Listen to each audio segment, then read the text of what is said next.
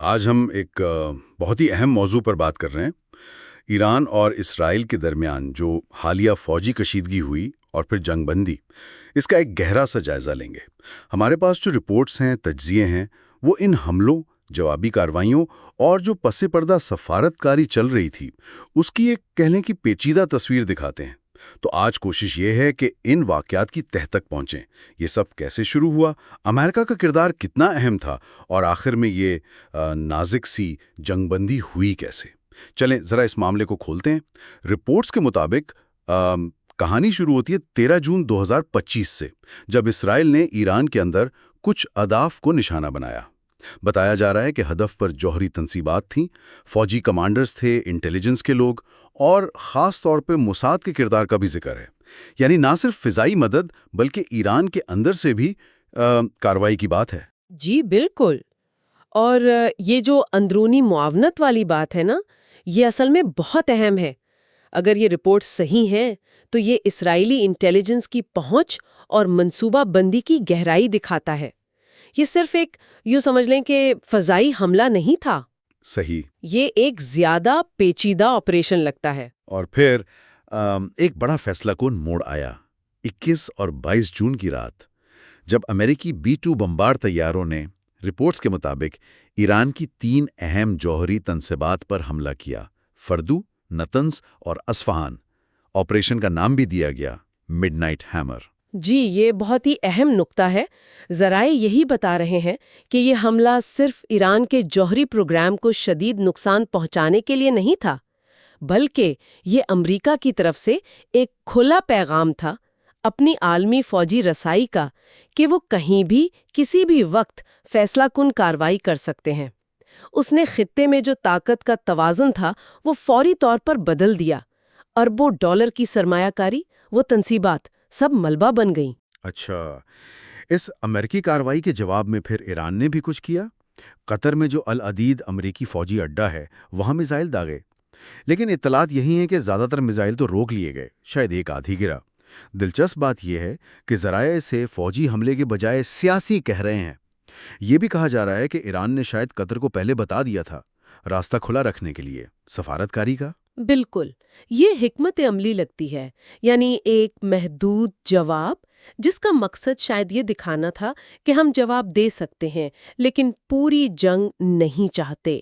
اور امریکی صدر ٹرمپ کا رپورٹس کے مطابق پیش کی اطلاع پر شکریہ ادا کرنا اور رد عمل کو کمزور کہنا، وہ بھی اسی طرف اشارہ کرتا ہے کہ شاید کشیدگی کم کرنے کی کوئی گنجائش رکھی گئی تھی۔ جی، اور ان امریکی حملوں کے فوراً بعد ہی سفارتکاری بھی تیز ہو گئی۔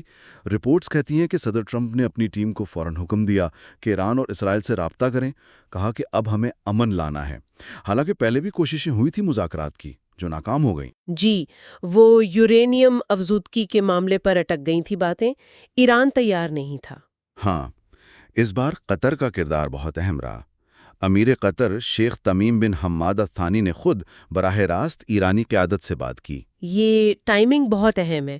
شدید فوجی دباؤ پڑا اور فوراً اعلیٰ سطح کی سفارت کاری حرکت میں آ گئی۔ اس میں قطر کا کردار خاص طور پر ایران کو منانے میں وہ مرکزی نظر آتا ہے۔ لگتا ہے فوجی دباؤ نے وہ زمین ہموار کر دی سفارت کاری کے لیے، جو پہلے نہیں ہو پا رہی تھی۔ پھر جنگ بندی کی شرائط بھی سامنے آئیں۔ پہلے ایران حملے روکے گا 24 جون صبح 4 بجے مقامی وقت کے حساب سے۔ پھر کچھ گھنٹوں بعد اسرائیل کارروائیاں روکے گا، اور یہ بھی اطلاعات ہیں کہ امریکہ نے کچھ بالواسطہ پیغامات بھیجے ایران کو، یقین دہانی کرائی کہ اگر وہ یورینیم افزودگی روک دیں غیر مشروط طور پر، تو امریکہ وہ حکومت کی تبدیلی والے مطالبات سے پیچھے ہٹ سکتا ہے۔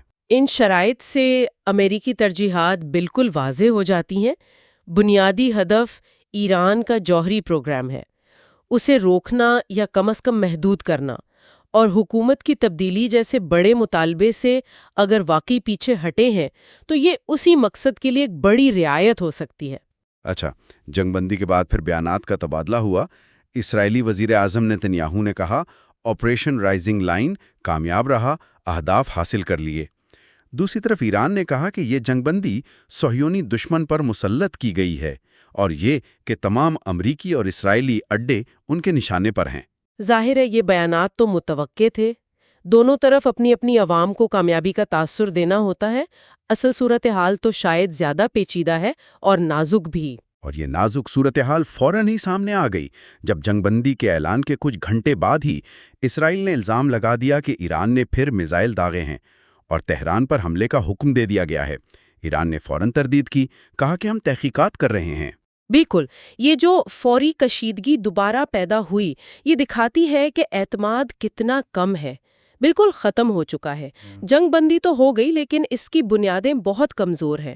صورتحال کسی بھی وقت بگڑ سکتی ہے۔ تو خلاصہ یہ ہے کہ ایک انتہائی خطرناک فوجی ٹکراؤ کے بعد امریکی فوجی دباؤ اور قطر کی سفارتکاری سے ایک جنگ بندی عمل میں تو آ گئی ہے۔ ہاں، لیکن جیسا میں نے کہا، یہ جنگ بندی بہت ہی نازک لگ رہی ہے، ایک دھاگے سے بندھی ہوئی۔ یہ جو تازہ الزامات ہیں، تردیدیں ہیں، یہ بتاتی ہیں کہ بنیادی مسائل تو وہیں کے وہیں ہیں۔ کوئی بھی غلط فہمی، کوئی بھی واقعہ صورتحال کو دوبارہ بھڑکا سکتا ہے۔ تو سننے والوں کے لیے سوچنے کی بات یہ ہے کہ کیا یہ صرف ایک وقتی وقفہ ہے، سانس لینے کا موقع، یا یہ واقعی خطے میں کسی پائیدار امن کی طرف پہلا قدم ہو سکتا ہے، خاص طور پہ جب جوہری پروگرام جیسے علاقائی اثر و رسوخ جیسے بنیادی مسئلے ابھی حل نہیں ہوئے۔ اس نقطے پر ضرور غور کرنا چاہیے۔